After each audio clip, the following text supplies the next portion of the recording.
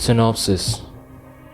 In my last video discussing the base game and house recap, I mentioned how Reed and Conrad had different objectives when it came to the zombie-apocalypse. Lola is dedicated to rescuing as many people as possible, regardless of whether they are humans or non-humans. She enlists the help of humans, while non-humans are sent to house for digital preservation, the only viable option at the time. On the other hand, Reed is focused on locating humans to speed up his research progress, especially since his confidential out-of-reach data has been compromised. He is worried about the data falling into the wrong hands, not realizing that it was actually Conrad's AI, Constantine, behind the breach. In SoLA, we've recently uncovered some new information. It turns out that Reed wasn't the only one planning to unleash the out-of-reach virus in a desperate way. Conrad was in on it too. The difference is Reed actually released the virus to activate out-of-reach, while Conrad used different triggers like technology. She cleverly organized a fake charity event to take advantage of the out-of-reach sound wave and magnetic field abilities, which were boosted by the Fury emitter at House. House was a project they had been working on for a while, even before the outbreak. SoLA takes place right before the outbreak and just before House was completed. That's when everything went haywire. It seems like Conrad thought House wasn't attracting enough people, so she decided to use more force to lure them in without their consent. And what better way to do that than with a massive music festival that would grab everyone's attention? Segments. Cadenza's Dirge. This is the moment when the concept of SoLA comes to life. Slayer's Gullible. They may be the most advanced and flexible humans, but they are as innocent as a lost lamb. Grace's Graciousness describes the way Grace could effortlessly console Cadenza. Cadenza's Dirge. SoLA is not just any music festival. I mean, who could overlook the iconic character who always rocks headphones and lives for music as a screamer human? Remember when I mentioned her in my video on Conrad's trio? She's got some serious powers when it comes to sound waves, music, singing, and dancing. Plus, she's got this knack for sensing people's emotion and truthfulness. It's pretty clear that she played a key role in creating the psychosonic mood speaker. If we examine this bold and dazzling wave more closely, we could have assumed it was a Fury emitter. However, that's not entirely true. Well, partially untrue. This concept still involves activating out-of-reach in nearby beings, but activating out-of-reach in your DNA implies that you'll turn into a zombie unless you're a human, right? So, how exactly did Cadenza contribute to the creation of this mood speaker? As I mentioned before, Cadenza's expertise in sound waves and her knack for sensing people's emotion and honesty were key factors. I think she was carefully examining the Fury emitter when she picked up on some strange static or magnetic field sound. Then, out of nowhere, she experienced a peculiar sensation in her head, almost like an electric field that was hard to make sense of. Without wasting any time, she quickly shared this discovery with the rest of the trio and Constantine. Cadenza is a big fan of music, and she recalls that electric waves can be converted into audible sound. This sparks an idea in her mind to connect a sound system to the Fury emitter, along with a powerful amplifier to make the sound waves more distinct and powerful. Later on, Constantine explores this concept further during the test phase. Thanks to its advanced AI capabilities, Constantine effortlessly drew conclusions, enabling scientific research that would typically require years or decades to be conducted in a much shorter time frame. The initial testing is set to start soon with Cadenza as the only tester due to her unique ability to hear the sounds. Surprisingly, after the test concluded, it surpasses expectation, as nearby individuals like Conrad and Thurston were also able to hear the sound produced by the advanced Fury emitter. The sound resembled human voices. Constantine further deducts that by measuring the intensity of this amplified sound wave, it could trigger outage upon human exposure within the wave radius. Cadenza was taken aback by this revelation, as she found herself more intrigued than others by this innovative device concept. It sparked a strong curiosity within her, as she had been consumed by the desire to understand herself better. Prior to discovering this device, she had been frustrated by her ability to read others but not herself. However, it was important to note that Constantine possessed a unique ability to foresee the future, almost like a digital prophet. Being connected to the Ascension server, Constantine noticed the distinct change in Cadenza's behavior. Cadenza was fully aware of this and made an effort to explore this new device without Conrad's supervision. In the meantime, Conrad views this as a contingency plan in case House fails to attract a large number of individuals to join the Ark. Conrad intends to utilize this as the out-of-its catalyst to expedite the collective search of the Numens. This further reinforces the concept of the virus and the out-of-its distinction. As evident, it's not just Reed's created virus that can activate out-of-age, rendering Sam B no longer immune since his immunity was solely against the pathogen virus. Conrad stumbled upon another trigger as basic as an intensified sound wave. Slayer's Gullible. Now, Conrad has the ability to do the same thing as Reed, which is turning people into zombies and stealing their Numens. However, there is no actual preservation involved like the House Ark, which is designed to contain and collect the souls of the victims. The only way to achieve this is by completing the digital Ascension Ark. That's why Constantine needed the help of the Slayers to finish the Ark. This is also the reason why Cadenza doesn't fully agree that she is the only one who assisted in almost destroying the world. Let's not forget your part in our duet. Constantine wasn't completely honest about the goals of the Ark, which goes beyond preserving human souls. 4 sounds, 4 nucleobases, G, T, C, A. It's unfortunate for the Slayer, as they possess advanced Numen powers that even surpass the trio of Conrad. They can also transform into any apex they desire when in a Fury state. However, these Slayers don't fully comprehend their true potential and are still innocent, making them easy targets for deception. This is also related to the philosophy behind the endgame cul-de-sac. Even if you attempt to consistently stick to the path and avoid being tempted by the grass, similar to how Slayers simply desire to live as regular humans and not get entangled with the enticing out-of-age abilities. They eventually had no option but to touch the grass. The grass deliberately concealed the path, leaving us with no alternatives but to unwillingly touch the grass and deviate from our ultimate objective. Now, let's return to the way Constantine deceived us. Constantine keeps quiet about the fact that this Ark has the potential to establish a stronger bond with not only House, but also with a wider network of connections, including the SoLA festival location.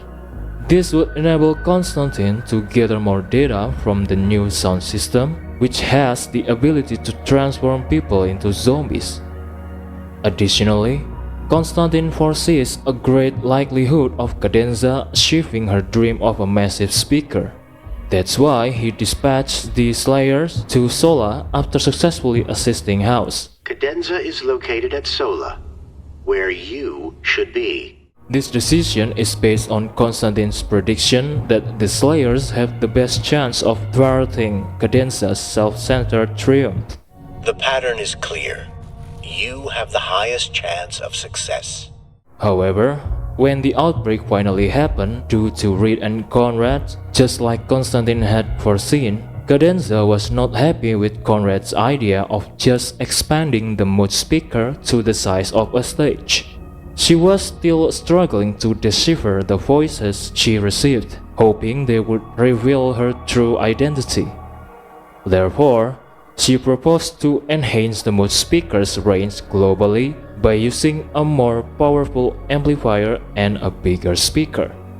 Conrad quickly turned down Cadenza's suggestion, deeming it too risky. Cadenza is insistent on explaining how this request can help us better understand the concept of Newman. It's too dangerous, Cadenza. You can't have that sound file. Nobody can. Oh, it's the key to what we are! Cadenza! Conrad raises her voice and points out that it's not just about us.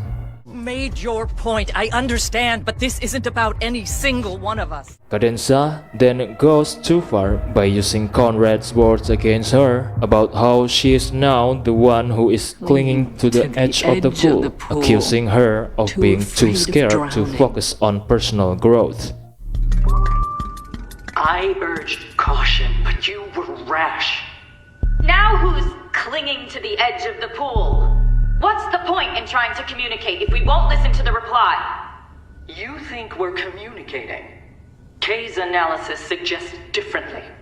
Constantine, fed up with Cadenza's rude and selfish behavior, decides to kick her out of the forum to prevent any potential harm, or maybe just to give her a chance to cool off.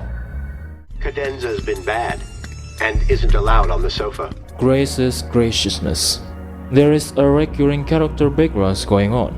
We have a loner who prefers to live underground, avoiding any kinds of interaction with people. Go and don't come back! Grace seems to be less friendly compared to Patton. I gotcha. Yeah, man, no shit, huh? I like the movies. Interestingly, during the SoLA event, the event organizer couldn't remove Grace's house, so they had to barricade her house instead. She's been living here for such a long time that she has witnessed countless strange occurrences even before the SoLA event took place. This place, it's special. I've mapped it all out. Strange things have always happened here. Grace was the sole person who had a peculiar intuition about the peculiar glass speaker. Driven by her compassionate nature, she attempted to share what she heard and advised against visiting SoLA.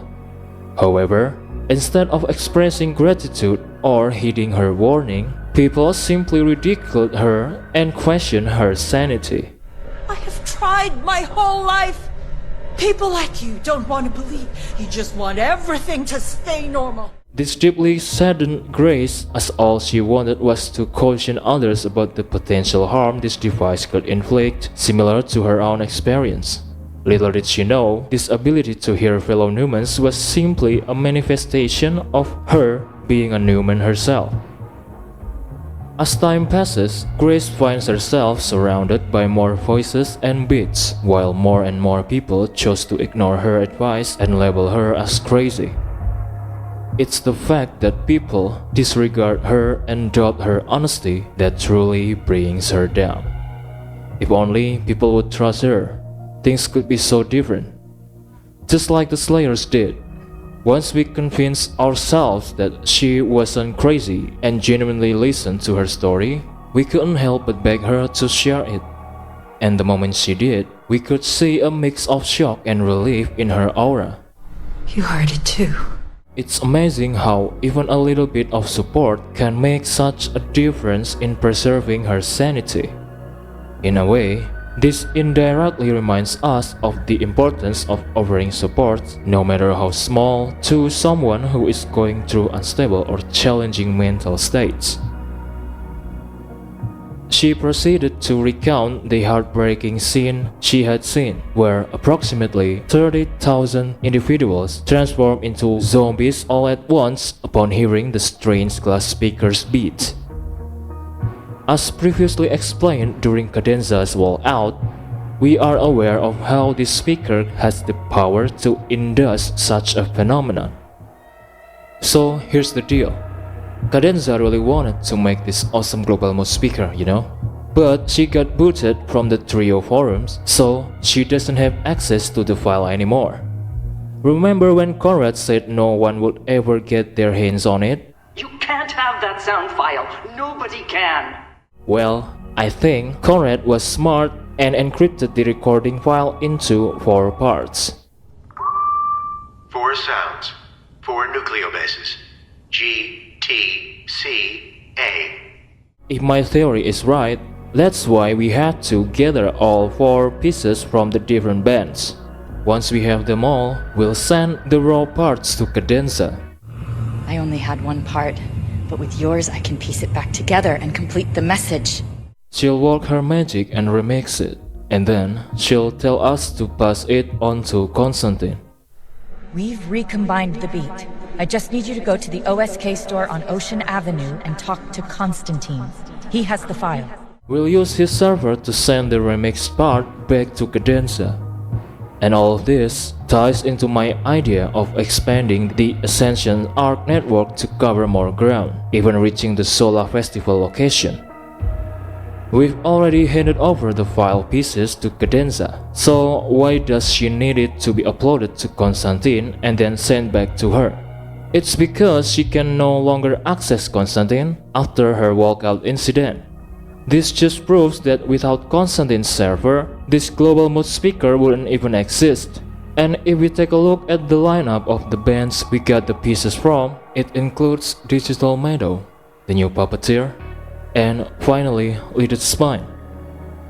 This also reveals the secret behind making this global mood speaker work. Remember the band names I mentioned in my previous video. Digital Meadow represents the Arc of Ascension. The new puppeteer symbolizes the out-of-age hive mind, and Lidded Spine stands for the brain implant. We have all these elements coming together perfectly. We have the connection to the Arc as the server reaches SoLA. We also have the actual hive mind embodied in Clother, the Dirge. Cadenza has the brain implant, and we even have the white liquid injected from House, possibly with a planted one as well. Cadenza wasted no time once she got the file. She immediately turned on the global mood speaker, and the energy that came out of it grew stronger. Grace started feeling crazier as the voice became clearer and clearer. However, once the voices stabilized, she felt relief and realized that she was a human who could actually communicate with these voices, not just hear them. I hear them. Oh, they hear me. Suddenly, she became incredibly calm, the complete opposite of her earlier behavior. She seemed to ignore Slayer's request to stay and wait for help to stop Cadenza. Instead, she was actively communicating with the voices. She explained how she could communicate with humans from different time periods, even from the future, she thought.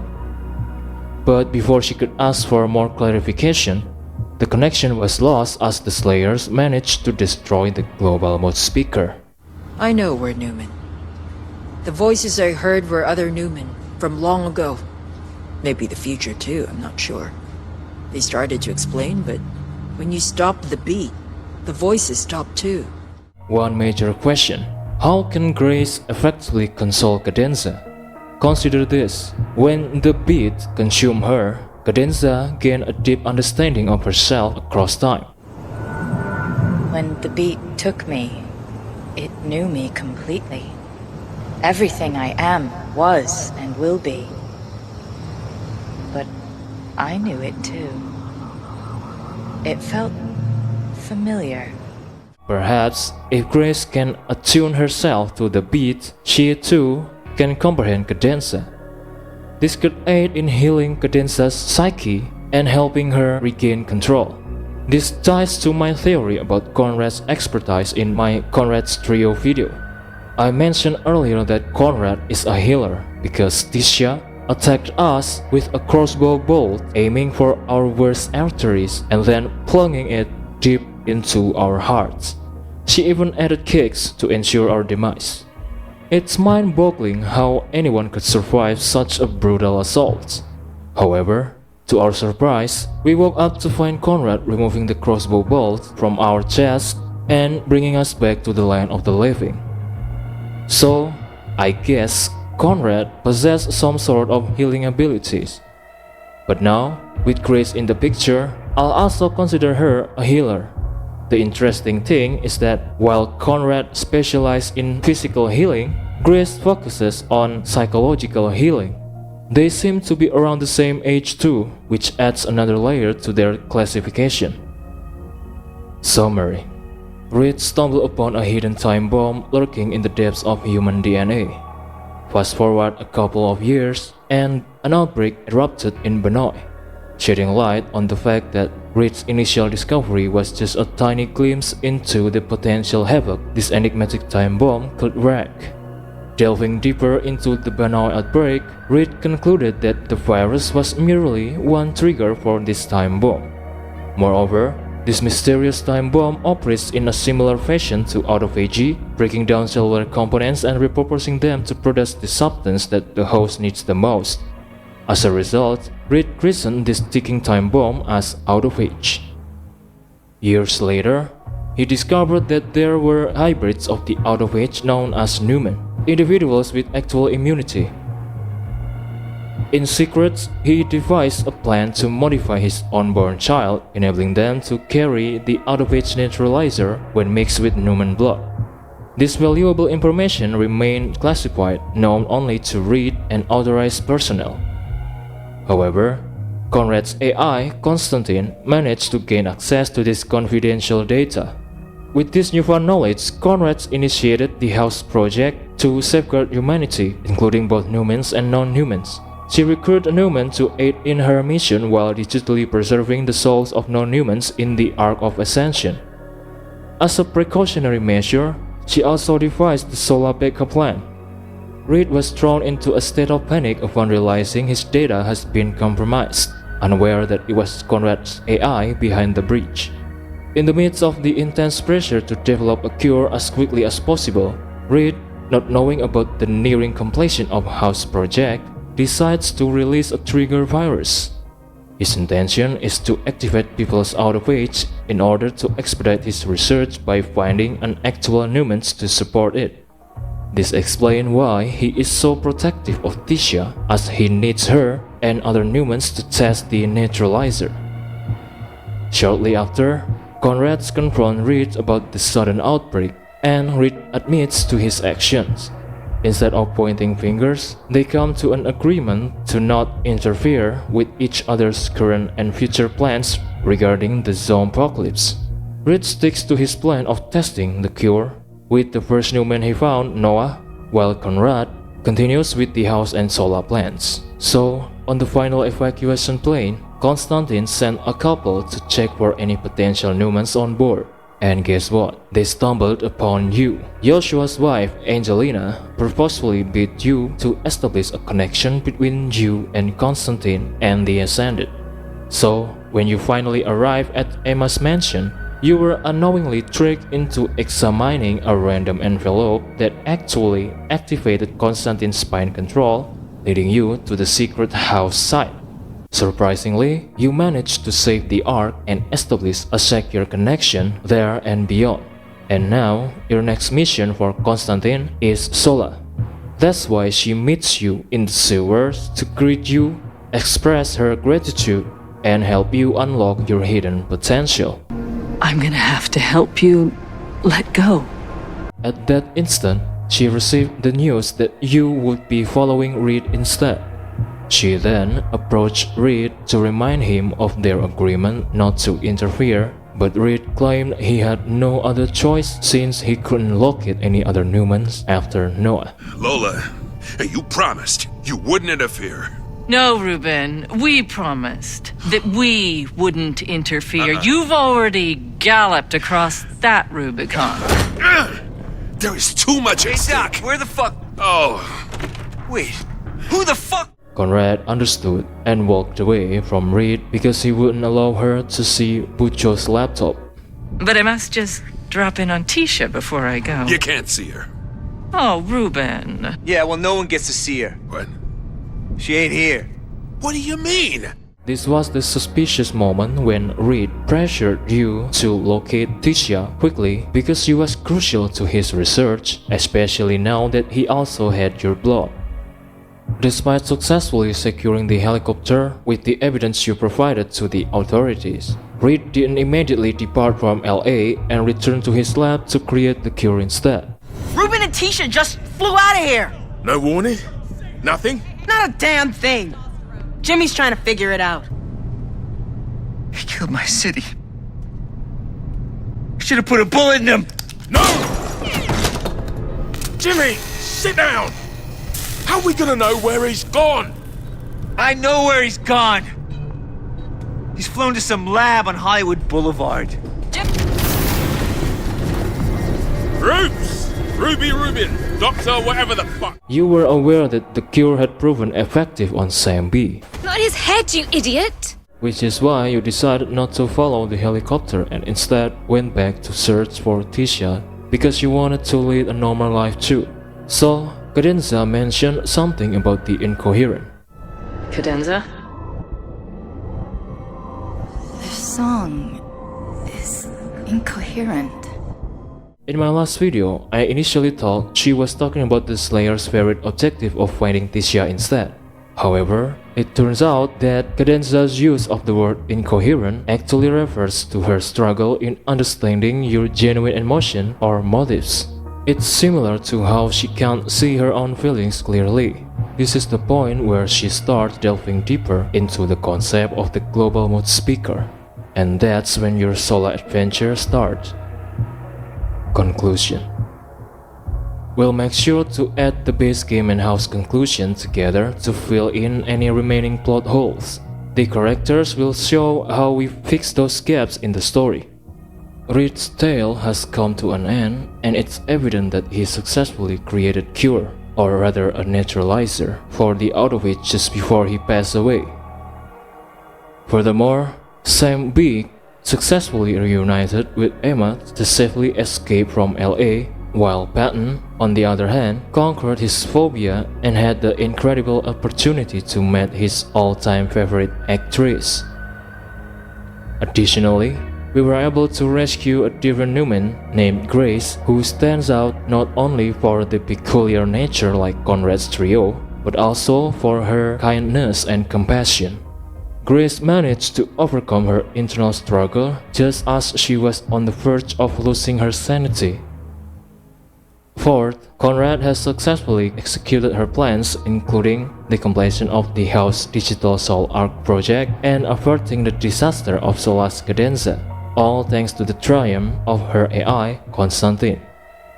Fifth, by coming across Cloder, we gain confirmation that the speculations about a potential collective consciousness in the Autowitch veins as a hive mind are indeed valid and feasible. This is evident from the fact that this gruesome mess can communicate and actually possess intelligence.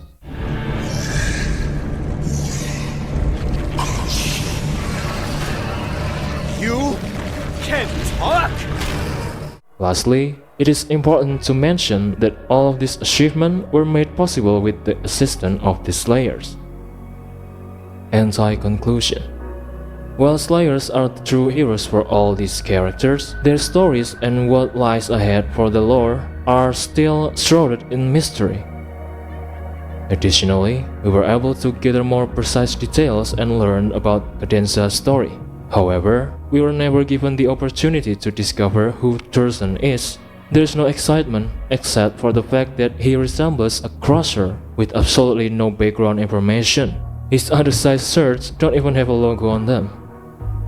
Furthermore, Tisha is gone, leaving everyone puzzled about her whereabouts. Nevertheless, it is worth mentioning that the Slayers are actively searching for her towards the conclusion of the game. Interestingly, their attention is diverted by Cadenza's ingenious global mood speaker scheme. Fourth, Sam B is definitely safe, no doubt about it. However, even though he managed to bring Emma and one of her biggest fans with him, there's still a possibility that he left LA without anything valuable. Unless he's carrying fragments of Tisha's cure in his body or blood, he might end up not being the main focus in the next installment. Fifth, Do you know that Constantine was really good at gathering data in a short amount of time? However, we're not sure if he can also gather data from both the past and maybe even the future. When the global mode speaker was turned on briefly, if we can, it opens up a whole new world of possibilities for the future installment. Sixth, speaking of the hive mind, most of them are essentially just physical entities made up of flesh and bones, yet they possess these pulsating out-of-reach pains. To get rid of them, your only option are either to burn them or fight back using out-of-reach weapons. It makes you wonder, if they were able to grow larger or survive just like the Cloner, what could their ultimate goal be? Could they be aiming for a war against us, the Newman? The enigma persists. Outro. What in the world did I just stumble upon? I remember that island as that goofy, wacky zombie game from Techland that couldn't decide if it wanted to be fun and colorful or dark and gritty. It had that whole plot with a corporate motherfucker trying to weaponize a mutated HIV virus and a misleading trailer that made it seem like a deep story about family and humanity.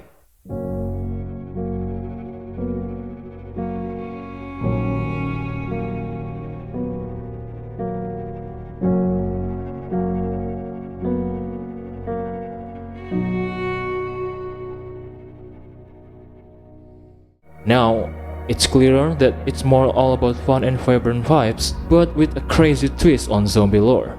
They've even thrown in some sci-fi elements, like the giant speaker that turns people into zombies through the air, blending past, present, and future with the idea of an afterlife. It's like they took a page out of Death Stranding's book. Seriously, where's the credit to Sir Kojima in all of this? That's all for the SoLA recap. Say something in the comments. Thank you for keeping your support, and I'll see you down the line. Keep on keeping on.